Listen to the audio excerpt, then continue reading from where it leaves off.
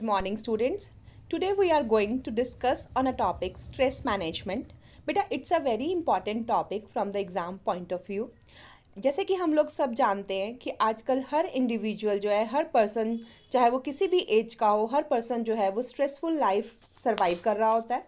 तो सबसे पहले ये जानने की ज़रूरत है कि स्ट्रेस जो होता है वो होता क्या है। बेटा stress is our bodies physical and mental reactions which frighten confuse और इरिटेट अस।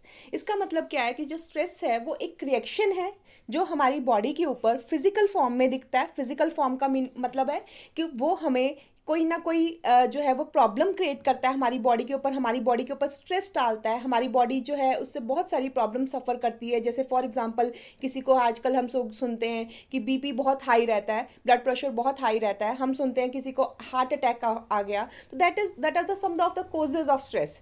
और मेंटल रिएक्शंस वो मेंटली भी हमें अफेक्ट करता है। वो पर्सन जो है वो हमारे माइंड को भी अफेक्ट, वो जो स्ट्रेस जो है वो हमारे माइंड को भी अफेक्ट करता है। और इससे जो है पर्सन जो है वो कंफ्यूज रहता है, इरिटेट रहता है और कुछ टाइम तक वो वरिड होता है, डरा हुआ पर्सन होता है।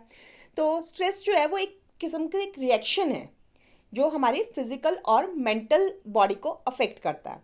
इससे देखो it can lead to physiological discomfort. अब जैसे मैंने आपको ऊपर भी बताया, फिजियोलॉजिकल डिस्कम्फर्ट मतलब फिजिकल बॉडी के ऊपर जो है वो हमें डिस्कम्फर्ट प्रोवाइड करता है, हमें कंफर्ट नहीं देने देता, हमारी बॉडी को अटैक करता है। अनहैप्पी एनवायरनमेंट, हम इससे खुश नहीं रहते, हम हमेशा टेंशन्स में रहते हैं, नर्वस होते हैं, कंफ्यूज होते हैं, हम खुश नहीं होते हैं। तो ये सारी चीज़ें मिला के हमारा एनवायरनमेंट जो होता है वो अनहैप्पी बन जाता है। इसके साथ साथ हम कहते हैं कि जो स्ट्रेस होता है that is strain relationship with others. जो हमारे रिलेशन दूसरों लोगों के साथ होते हैं वो भी हमारे अनफ्रेंडली टाइप के जो है वो हमारे रिलेशंस होते हैं, हमारे अच्छे रिलेशंस नहीं होते, हमारे वरिड रिलेशंस होते हैं जो हमें टेंशन्स ही क्रिएट करते हैं।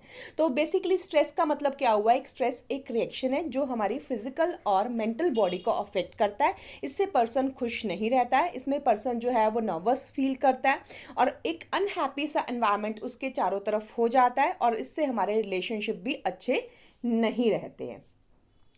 नेक्स्ट है हमारा नेचर ऑफ स्ट्रेस। तो नेचर भी कह सकते हैं इसको, करेक्टरिस्टिक्स भी कह सकते हैं, फीचर्स ऑफ स्ट्रेस भी कह सकते हैं। फर्स्ट है हमारी it is a neutral word. अब देखो यहाँ देखने की बात ये है कि ये न्यूट्रल वर्ड है। न्यूट्रल वर्ड का मतलब ये ना हम ये एक ऐसा वर्ड है आज की लाइफ में, आज के सिनेरियो के अकॉर्डिंग, जो एक हम ये नहीं कह सकते कि बुरा होता है। Stress is not bad in itself. वो एक हर बार जो है वो अच्छा ये नहीं है कि बैड होता है, कभी कभी वो हमें अच्छा भी जो है वो हमें सामने नज़र आता है। अब देखो सिंपल सी चीज़ है, कई बार जो है हम स्ट्रेस लेते हैं तो जिसकी वजह से हमें डिज़ायरेबल आउटकम्स मिलते हैं। मतलब जो हम चाहते हैं, जो हम आउटकम्स हम चाहते हैं वो स्ट्रेस लेने से ही आते हैं। अगर हम बिल्कुल भी स्ट्रेस नहीं लेंगे तो हमारी जो आउटकम्स हैं वो हमें नहीं मिल पाएंगे, जो हमारे गोल्स हैं वो हमारे अचीव नहीं हो पाएंगे। तो कुछ लिमिट तक जो है स्ट्रेस जो है वो हमारे लिए एक अच्छा होता है, लेकिन उसके बाद अगर हम बहुत ज़्यादा स्ट्रेस लेते हैं तो वो हमारे लिए सही नहीं होता। तो ये बेसिकली एक न्यूट्रल वर्ड है। मतलब जरूरी नहीं है कि हर बार जो है वो स्ट्रेस हमारे लिए एक बैड आउटकम की तरह ही हमारे पास आए। Second one is associated with constraints और डिमांड। अब जो स्ट्रेस है वो बेसिकली कॉन्स्ट्रेंट्स और डिमांड के साथ एसोसिएट करता है। अब कॉन्स्ट्रेंट्स का मतलब क्या होता है, कुछ लिमिट्स, कुछ बाउंड्रीज जिसके अंदर रह के हमें सर्वाइव करना है।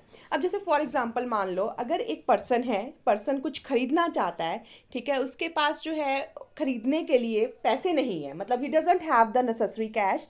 तो वो कैश जो है बेसिकली उसके लिए क्या बन गया, कॉन्स्ट्रेंट बन गया।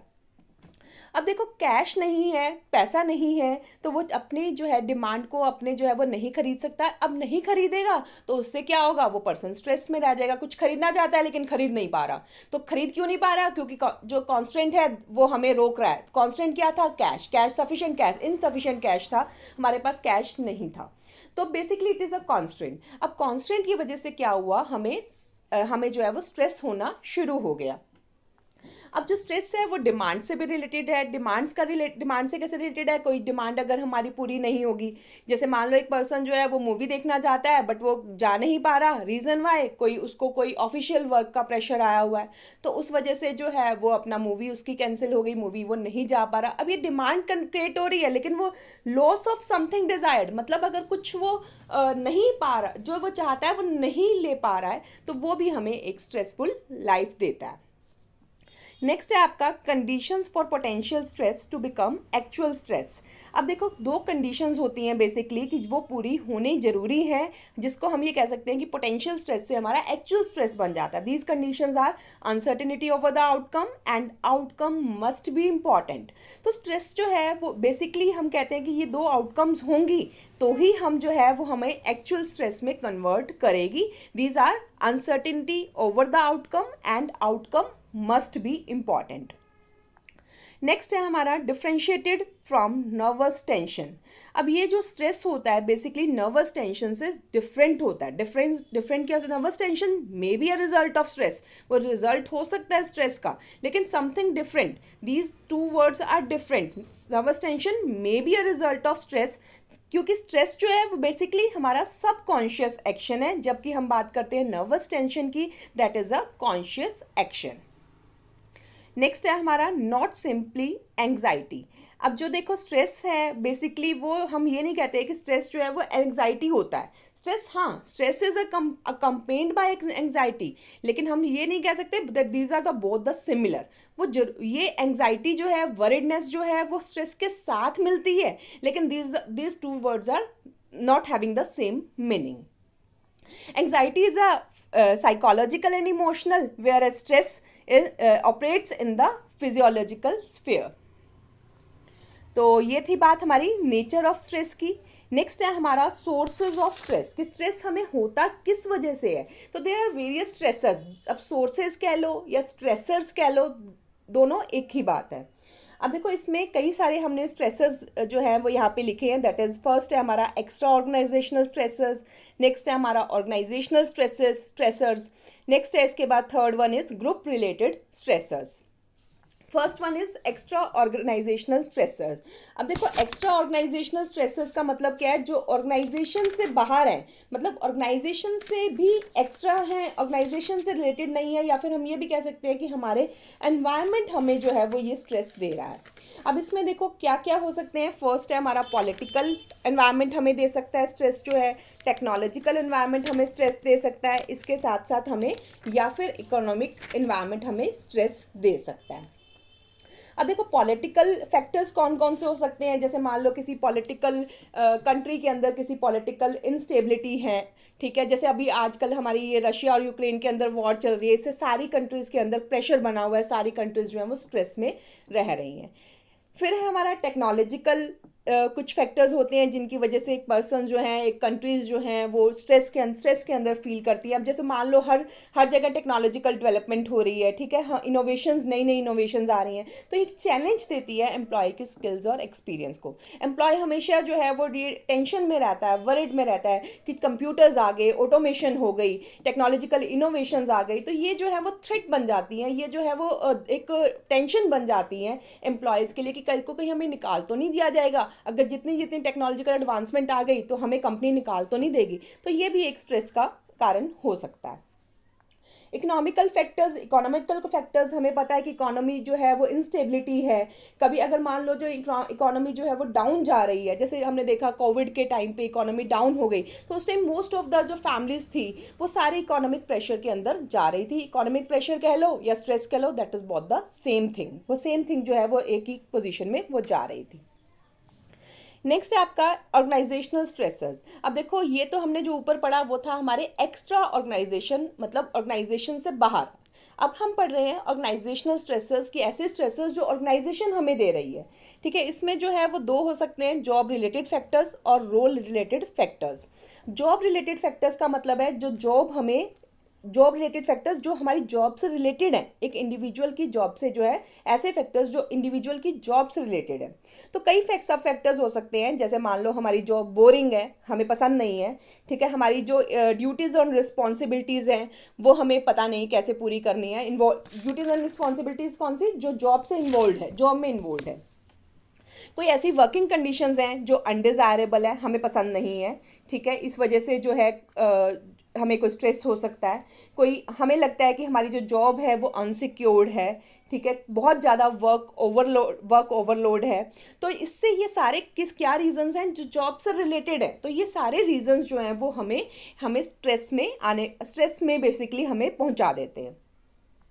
नेक्स्ट है आपका role related factors. Role related factors का मतलब है कि जो पर्सन एक रोल प्ले करता है। अब देखो कोई ना कोई पर्सन है, हर कोई पर्सन जो ऑर्गेनाइजेशन में है वो कोई ना कोई एक रोल प्ले करता है। अब वो कई बार हमें ये नहीं समझ आता कि जो हम रोल प्ले कर रहे हैं वो हमें सही डायरेक्शन में जो है वो हम रोल प्ले कर रहे हैं या नहीं कर रहे हैं। तो इसमें बेसिकली दो तरीके के हो सकते हैं, जैसे रोल कॉन्फ्लिक्ट हो गया या रोल ओवरलोड हो गया। अब रोल कॉन्फ्लिक्ट क्या होता है, जैसे कई बार एक पर्सन को बहुत सारे रोल्स जो है वो प्ले करने पड़ते हैं, बहुत सारे जो है वो आकर जो है कई बार अलग अलग पोजीशन पे अलग अलग काम करने पड़ते हैं। तो पर्सन को एक टाइम पे ये नहीं समझ आता, एक ही टाइम पे उसे मान लो दो तरीके के रोल जो है वो प्ले करने हैं, लेकिन उस पर्सन को ये कंफ्यूज हो जाता है कि कौन से रोल को सबसे पहले प्ले किया जाए। तो उसके अंदर क्या होता है, रोल कॉन्फ्लिक्ट हो जाता है। कई बार रोल ओवरलोड हो जाता है, मतलब जो वो काम कर रहा है वो डेली रूटीन का जो काम कर रहा है उससे वो ज़्यादा जो है उसको रोल जो है उस पर्टिकुलर पोजीशन पे रह के उसको ज़्यादा रोल प्ले करना पड़ता है। तो रोल कॉन्फ्लिक्ट हो सकता है, रोल ओवरलोड हो सकता है। तो ये बेसिकली रोल रिलेटेड फैक्टर्स हैं। इसके बाद हमारे पास लास्ट है हमारे पास group related factors. Group related factors का मतलब जो ग्रुप हमें प्रोवाइड कराता है। अब देखो कई बार पर्सन जो है, अब हर बार जो है वो अकेला इंडिविजुअल तो वर्क नहीं करता, कई बार पर्सन जो है वो एक टीम में काम करता है। टीम में काम करता है तो उससे कई बार उस पर्टिकुलर टीम की वजह से जो है वो स्ट्रेस आ जाता है पर्सन के अंदर। तो इसमें जैसे हम कह सकते हैं कि हमारे ग्रुप कोहेसिवनेस का मीनिंग होता है क्लोजनेस। अगर मान लो टीम मेंबर्स के अंदर, ग्रुप के अंदर जो है वो आपस में क्लोज ही नहीं है, आपस में एक दूसरे के साथ बनती नहीं है, क्लोजनेस नहीं है, कोहेसिवनेस नहीं है, तो उस कारण से पर्सन जो है वो स्ट्रेस में सर्वाइव कर सकता है। Lack of social support, person को कोई सपोर्ट नहीं मिलती है, ग्रुप मेंबर्स जो है वो अनफ्रेंडली नेचर के हैं, वो साथ नहीं देते हैं, वो रिस्पेक्ट नहीं करते हैं, वो प्रोटेक्ट नहीं करते हैं, ठीक है। तो इस वजह से वो पर्सन जो है वो अनसिक्योर सा फील होना शुरू हो जाता है, जिसके कारण जो है वो फिर से स्ट्रेस लेना शुरू कर देता है। तो these are the various sources या फिर स्ट्रेसेस कह सकते हैं जो एक पर्सन जिसकी वजह से स्ट्रेस होता है। इसके बाद है कॉन्सिक्वेंसेज ऑफ स्ट्रेस, कि स्ट्रेस के क्या परिणाम हो सकते हैं, क्या क्या अफेक्ट, सिम्टम्स क्या होते हैं। बेसिकली जब हम कहते हैं ना कि स्ट्रेस आ गया, अब स्ट्रेस आ गया तो उससे बॉडी को कैसे अफेक्ट होता है, हमारे माइंड को कैसे अफेक्ट होता है। जैसे हमने शुरू में पढ़ा था कि स्ट्रेस जो होता है वो बॉडी और माइंड को अफेक्ट करता है। तो ये कैसे अफेक्ट करता है, पर्सन जो एंग्जाइटी में रहता है, वरीड होता है, टेंशन होती है, उसको कंफ्यूज रहता है हर टाइम, ठीक है, उसके टेंस्ड मसल्स होते हैं। तो ये सारे एंग्जाइटी का ही, उसे गुस्सा बहुत ज़्यादा आता है। कई बार पर्सन जो है वो डिप्रेशन का शिकार हो जाता है, मतलब उसमें फीलिंग ऑफ सैडनेस उसके अंदर आ जाती है, उसको होपलेसनेस होती है, उसको कहीं आशा नहीं दिखती है, तो लॉस ऑफ इंटरेस्ट, उसके एक्टिविटीज़ में इंटरेस्ट नहीं दिखता है। तो ये जो है वो कॉन्सिक्वेंसेज उसकी बॉडी पे आ सकते हैं।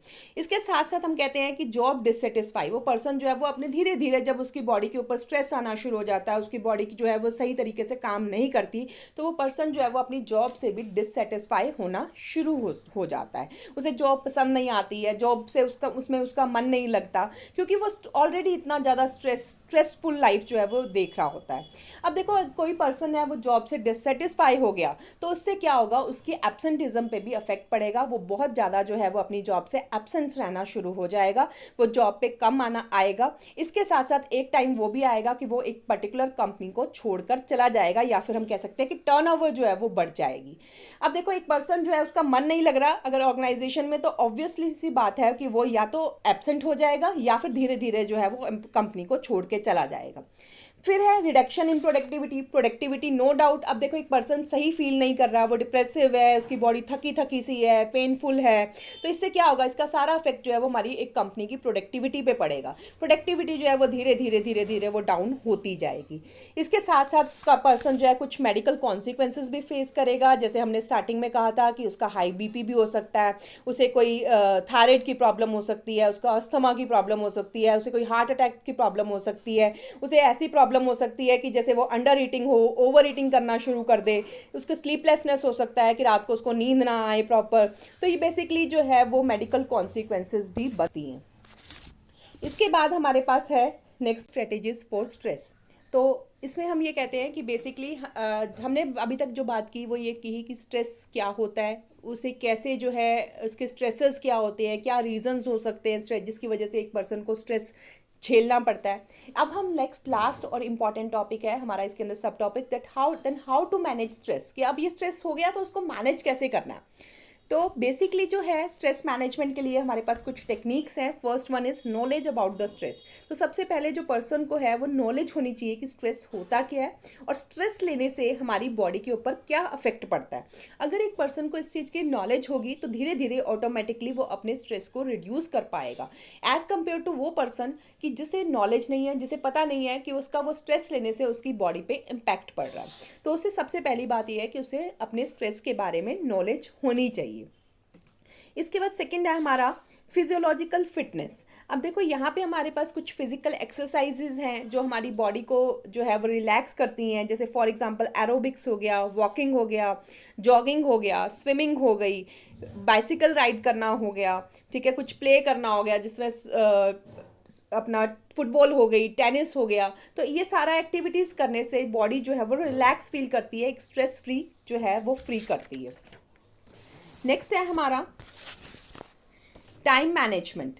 अब देखो टाइम मैनेजमेंट में अंदर बेसिकली क्या है कि एक पर्सन को जो है वो अपने टाइम को जो है वो मैनेज करना आना चाहिए। टाइम को मैनेज करने का मतलब उसे पता होना चाहिए कि कौन सी एक्टिविटी कब करनी है, कौन सा काम कब करना है। उस पर्सन को अपनी जितनी भी एक्टिविटीज़ हैं उनकी एक लिस्ट बना लेनी चाहिए कि उसको कौन कौन सी डेली बेसिस पे कौन कौन सी एक्टिविटीज़ उसको आज करनी है, और फिर इन एक्टिविटीज़ को उसे प्रायोरिटाइज कर देना चाहिए। प्रायोरिटाइज का मतलब है कि कौन सी चीज़ पहले करनी चाहिए, उनको प्रायोरिटी दे देनी चाहिए। तो अगर वो एक पर्सन जो है अपने टाइम को मैनेज कर लेता है, मैनेजमेंट कर लेता है टाइम की, क्योंकि क्या काम कब करना है, तो इससे बेसिकली उसका स्ट्रेस जो है वो लेवल धीरे धीरे सब काम जो है वो सही टाइम पे होना शुरू हो जाते हैं और इससे उसका स्ट्रेस जो है वो लेवल कम हो जाता है। इसके बाद हमारे पास नेक्स्ट है असर्टिवनेस। असर्टिवनेस के अंदर होता है कि एक पर्सन को असर्टिव होना चाहिए। असर्टिव का मतलब होता है कि उसे he should not say yes when he wants to say no. उसे मतलब हर बार जो है वो येस नहीं बोलना। जब वो नो कहना चाहता है पर्सन को, जैसे सामने कोई हमें कोई डिमांड कर रहा है और हम हमारे अंदर आंसर उसका नो है, लेकिन ऐसा नहीं करना चाहिए कि हमेशा उसको येस कहना चाहिए। तो उसको जब सामने वाला पर्सन बहुत ज़्यादा डिमांड करना है तो उसको नो डालने वाली आदत भी करनी चाहिए कि मुझसे नहीं होगा। अगर हम हर टाइम ही एक्सेप्ट करते रहें जब हमें लग रहा है कि जो चीज़ हमसे नहीं हो रही है, हमसे नहीं हो पा रही है, तो उस केस में, उस सिचुएशन में हमें बेटर एक हमारे पास एक टेक्निक है कि हम उनको बता दें कि हमसे ये नहीं हो पाएगा। तो उससे भी धीरे धीरे पर्सन को जो है वो स्ट्रेस जो उसका कम होना शुरू हो जाता है। इसके बाद हमारे पास नेक्स्ट है रीएडजस्ट लाइफ गोल्स। अब हमारे जो लाइफ के गोल्स होते हैं वो हमें अपने एडजस्ट करने चाहिए। हमें देखने चाहिए कि हमारे एक पर्सन के जो है वो क्लियर कट होने चाहिए कि वो क्या करना चाहता है, what he really wants to do, कि वो अपनी लाइफ में क्या करना चाहता है। अगर उसने ये टाइम से पहले से ही प्लान कर लिया कि वो क्या करना चाहता है, वो कौन सी एक्टिविटीज़ को करना चाहता है, तो इससे क्या होता है, उनके गोल्स क्या हैं, इससे क्या होता है, धीरे धीरे उसका स्ट्रेस जो है वो कम हो जाता है। फिर है हमारे पास रिलैक्सेशन टेक्निक्स। अब देखो हमारे पास बहुत सारी रिलैक्सेशन टेक्निक्स हैं, एक्टिविटीज़ हैं, जैसे योगा हो गया, मेडिटेशन हो गया, बायो फीडबैक हो गया। तो पर्सन को ये एक्टिविटीज़ जो हमें जो इन्वॉल्व रहना चाहिए, इससे उसकी टेंशन रिड्यूस हो जाती है। हम ये मान के चलते हैं नॉर्मली कि अप्रॉक्सीमेट 20 to 30 मिनट्स एक पर्सन को डीप रिलैक्सेशन टेक्निक्स जो है वो यूज़ करनी चाहिए, जिससे उसकी टेंशन जो है वो रिड्यूस हो जाती है। और बेसिकली हमारी ये एक बहुत अच्छी रेमेडी है जिसे हम कहते हैं ना योगा। हमने सुना है ना बाबा रामदेव, ठीक है, तो वो बेसिकली इसी चीज़ के लिए है कि हमारी जो स्ट्रेस लेवल है वो रिड्यूस कैसे होगा। तो योगा करने से भी हमें अफेक्ट होगा। इसके बाद है हमारे पास plan your life in advance. हमें अपनी लाइफ के अंदर जो है वो पहले से ही एडवांस में प्लानिंग कर लेनी चाहिए। हमें देख लेना चाहिए कि क्या पहले से ही हमें, अब देखो एक पर्सन अगर प्लानिंग नहीं करता है, वो अपनी लाइफ में ये नहीं पता कि क्या करना है, तो इससे वो धीरे धीरे फिर वो क्या होता है, वो स्ट्रेस में जाने लग जाता है। तो या फिर हम कहते हैं कि उसकी बैड प्लानिंग है, सही तरीके से उसकी प्लानिंग नहीं है, तो ये एक सिचुएशन अराइज कर देती है जिससे पर्सन जो है वो स्ट्रेस में जाना शुरू हो जाता है। तो अगर हम पहले से ही अपनी लाइफ में प्लान करके चलें कि ये क्या काम करना है, कब करना है, प्लानिंग करेंगे, तो हमारी जो है वो स्ट्रेस लेवल भी रिड्यूस होता जाएगा। तो स्टूडेंट्स, ये हमारे पास कुछ टेक्निक्स थी जिनसे हम अपने स्ट्रेस को रिड्यूस कर सकते हैं। तो ये हमने इस वीडियो लेक्चर के अंदर हमने ये देखा कि स्ट्रेस होता क्या है, इसके कॉन्सिक्वेंसेस क्या होते हैं, स्ट्रेसेस कौन से होते हैं, और उन स्ट्रेसेस को हम कौन सी स्ट्रेटेजीज से रिड्यूस कर सकते हैं। Thank you very much.